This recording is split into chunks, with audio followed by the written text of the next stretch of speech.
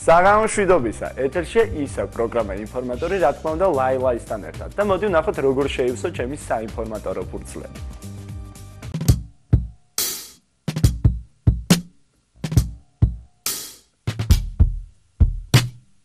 13 მაისს აჭარა მიუზიკლში ვოკალურ ინსტრუმენტალური ანსამბლის სრიგი ჩამოდი.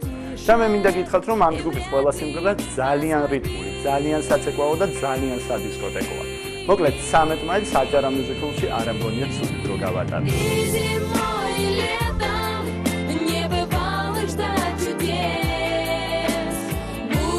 ჯგუფს ლირკის სადებიუტო ალბომში 11 საუნდტრეკია შესული.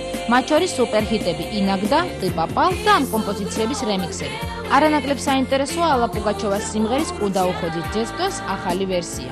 ალა ბარისონას ძალიან მოეწონა ჩვენს მიერ შესრულებული მისი სიმღერა და მე ეს მიხარია, ამბობს კარინა. როგორ შეასრულა ვოკალურ ინსტრუმენტალურმა ანსამბლმა რუსული ესტრადის დედოფლის სიმღერა, ამის შეფასების საშუალებას ინფორმატორი ახლავე გაძლევს. Чудесный, где каждый день кино, где также ночью синей струится лунный свет, но нам с тобой отныне туда дороги нет.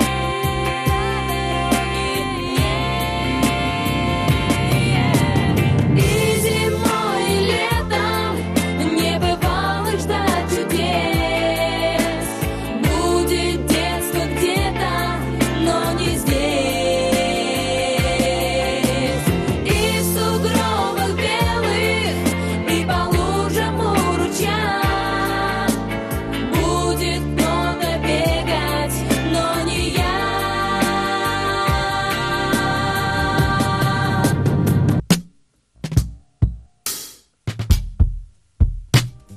კლუბსარდაფში პრემიერა შედგა. რეჟისორმა კახა ბაკურაძემ არატრადიციული და უცხო ფორმებით პანტომიმა წარმოადგინა. სპექტაკლს მიმიკრია ერქვა. ილოცავთ ყველას და ძალიან მიყვარხართ.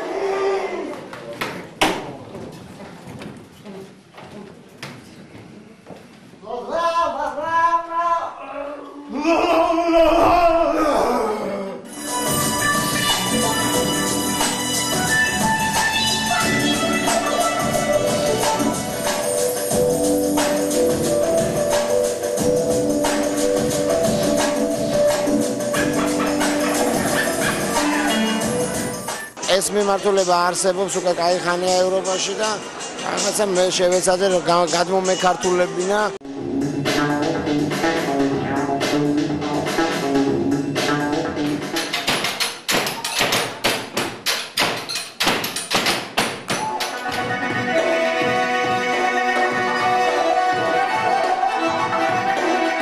დღეს აქ რაც ხდება ტოლფასი კი არა გამარჯვებაა და ნამდვილად მიხარია რომ ამ სხვანაირი ჩვენ ქვეყნის ცხოვრების დროს, სხვანაირი ცხოვრების დროს სხვა სიტყვას ახლა მე არ ვიტყვი, სხვანაირი, რადგანაც სპექტაკლიდან გამოვდივარ და სხვანაირი ეს სპექტაკლი. თუმცა ვთქვათ, რაღაც მიმდინარეობა ჩემთვის ნათელია და ბევრჯერ მინახავს მსგავსი რა, პლასტიკის მხრივ ვთქვათ, მაგრამ ჩემზე ძალიან დიდი შთაბეჭდილება დატოვა ფოკის მუსიკა. ეს არ არის ტრადიციული, არ არის ტრადიციული და არც ეროვნული.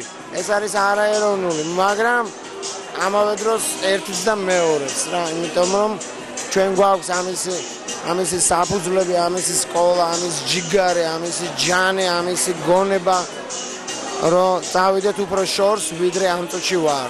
არ ვიცი, გახსოვთ თუ არა, არაჩვეულებრივი სამეული იყო.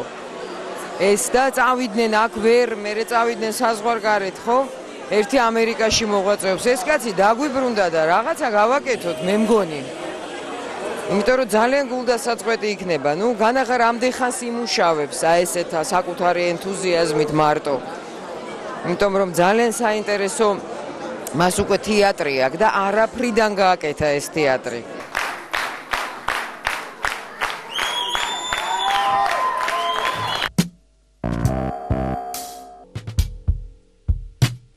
კულტურის სამინისტროში კომპეტენტური ჟური იჯდა და სამი ქართველი შემსრულებლის აჩი ფურცელაძე, სოფო გელოვანის და ნეკა სეფისკვერაძის კანდიდატურიდან ერთს ირჩევდა იმისათვის, რომ საერთაშორისო ფესტივალზე სლავიანსკი ბაზარზე გაეგზავნათ.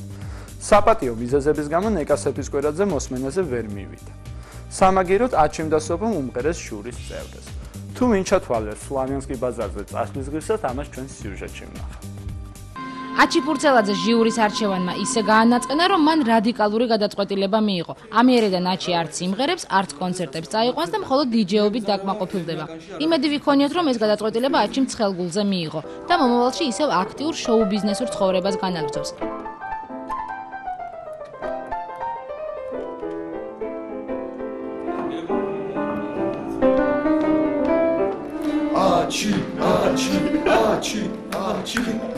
ასეა თუ ისე, მართებულად თუ არამართებულად, ჟიურის სიმპათია ამჯერზე სოფო გელოვანს ერგო. შვენიერი მონაცემები აჩვენა სოფო გელოვანმა, არის ძალიან მუსიკალური, კარგი ვოკალური მონაცემებით, არის ძალიან მართლწერით ასრულებს ყველაფერს, რასაც ასრულებს. მეს არ მიკვირს, იმიტომ რომ ის არის რამდენიმე საერთაშორისო კონკურსის გამარჯვებული, მას ყავს შვენიერი პედაგოგი ბავშვობიდან, ქალბატონ ნუნუ გაბუნიას სახით და ძალიან მიხარია, რომ ეს 18 წლის მომღერალი უკვე არის აკმაყოფილებს იმ მოთხოვნებს, რომლითაც შეიძლება ის წარდგეს ისეთ მნიშვნელოვან კონკურსზე, როგორიც გახლავთ სლავიანსკი ბაზარი.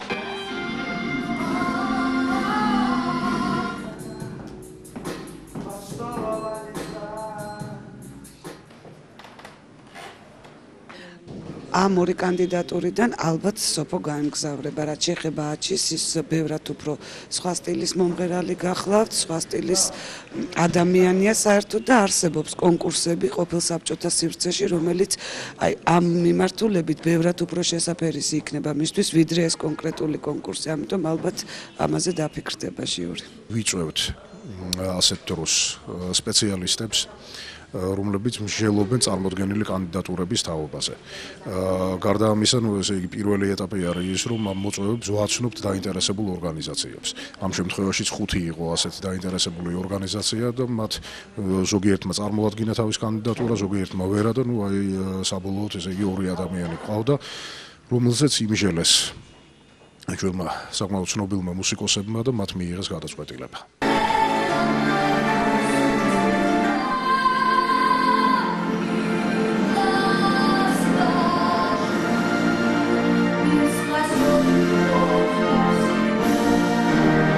ეშინია აი ამ თაობას, რომელიც ახლა მოდის, ეშინია ცოცხლად სიმღერის, ეშინია მართლა სიმღერის შესრულების, იმიტომ რომ აქ ბევრი რაღაცაა ჩართული, იცი, მარტო შენი არტისტიზმი და კარგი მაკიაჟი ვერ გიშველის, თან კონკურსზე როცა მიდიხარ და იქ არის ავალდებულო სიმღერა, მაგრამ მსოფლიოში ავალდებულო სიმღერა და არა მარტო კონკურსზე, კონცერტზეც სხვათა შორის. მე ძალიან იმედი მაქვს სოფოსი, ძალიან მიხარია, რომ სოფო წავა და ჩვენს სახეს და სახელს წარმოადგენს.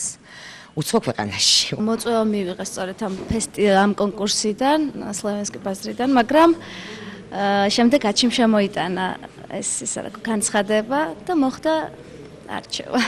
და დღეს რა ვიცი, ესე დამთავრდა დღევანდელი ცდელობა, გავედი მე, რა ვიცი, მიხარია, მოხარული ვარ.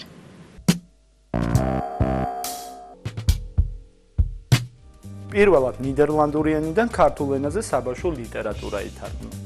ამასთან დაკავშირებით უცხო ენათა ინსტიტუტში პრესკონფერენცია გაიმართა. წიგნის ავტორია იოკე ვან ლეუვენი. გარდა იმისა, რომ ის ნაწარმოების ავტორია, წიგნის ილუსტრაციაც მას ეკუთვნის. სხვათა შორის წიგნი მარტო პატარებისთვის არაა. ქართველი რეჟისორი დავით საყვარელიძე ამ ნაწარმოებმა ძალიან დააინტერესა და სპექტაკლის დადგმაც გადააწყვეტინა. პრემიერა 3 მაისს სამეფო უბნის თეატრში შედგება. რაც შეეხება დღევანდელ პრესკონფერენციას, იგი შეგნებულად დაამთხვიეს ნიდერლანდურ დღესასწაულს დედოფლის დღეს. Visit here En dat ga ik nu ook doen, ook in die wc's. ეს სტუმრობები ბავშვების მონახულები, ну წინასწარ არავინ არაფერი იცისო, მაგრამ რა თქმა შეიძლება იყოსო, რა თქმა უნდა, სტიმულიცო. მაგრამ პირველ რიგში მე როგორც ბავშვი ცხოვრობდი სხვა ქვეყანაშიო. ნიდერლანდელი წარმოშობით ბელგიაში გაიზარდა და ბავშვობიდან მივეჩვია იმას, რომ ცხოვრებას შევხედო ისეთი რაღაც განსაკუთრებული თვალით, რომ ეს რატოა ეს, აი ორმაგი ინტერესით.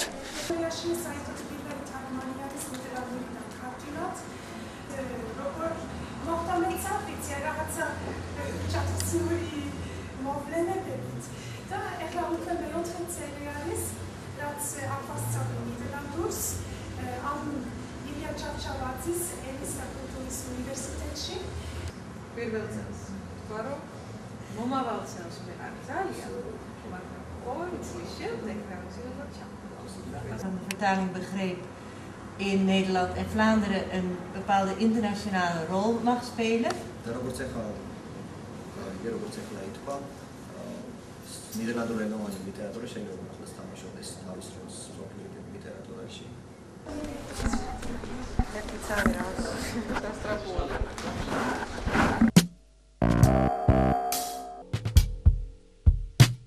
პირველ მაისს რიყეზე მელოდია არტი ტელეკომპანია იმედის მხარდაჭერით გრანდიოზულ კონცერტს აწყობს. კონცერტზე დასწრება უფასოა და მასში მონაწილეობას იღებს ქართული ესტრადის ყველა ვარსკვლავი. შოუს რეჟისორი გათო დოიაშვილია, დამდგმელი მხატვარი კი მურაზ მურვანიძე, ასე რომ სანახაობა მართლა სანახავი იქნება. კონცერტამდე ინფორმატორმა სარეპეტიციო პროცესი დააფიქსირა.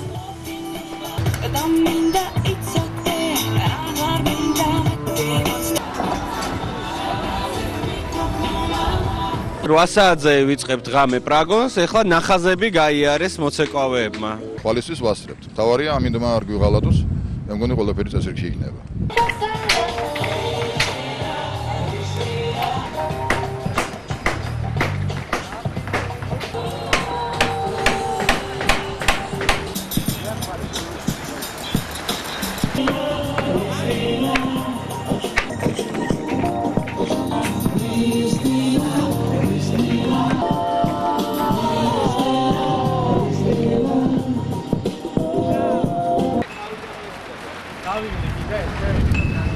გავიარო ხე.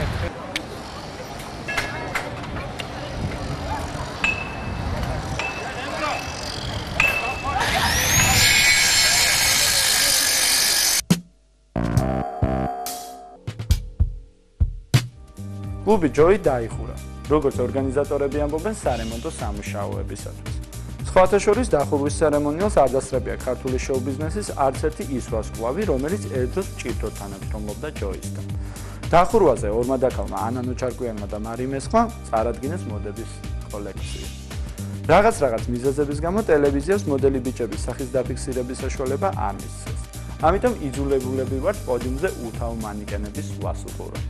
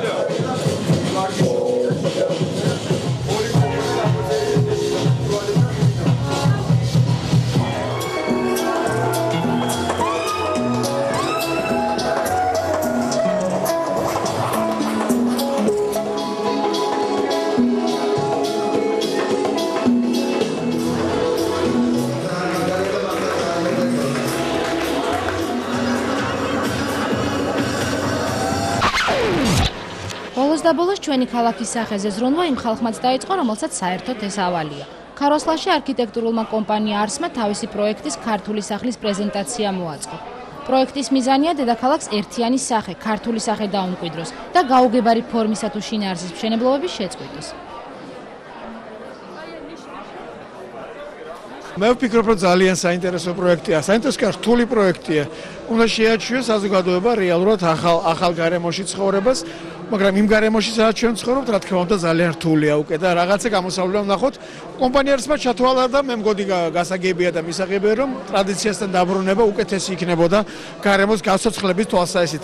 აუცილებელია რომ ასეთი რაღაცები გაკეთდეს, იმიტომ რომ ეს რაღაცა მოდერნისტულმა მიმართულებებმა მე მგონი გადაგულეკა და ჯერ მარტო ფოტოებია ისეთი მხატვრული ნამუშევრები, რომ თვითონ მათ აქვთ ფასეულობა და იდეა არის შესანიშნავი და თბილისის სახე, როგორც აღმოჩნდა, ძალიან ბევრს აღელვებს. ყოველ შემთხვევაში პრეზენტაციაზე ინფორმატორმა ბევრი ნაცნობი სახე დააფიქსირა.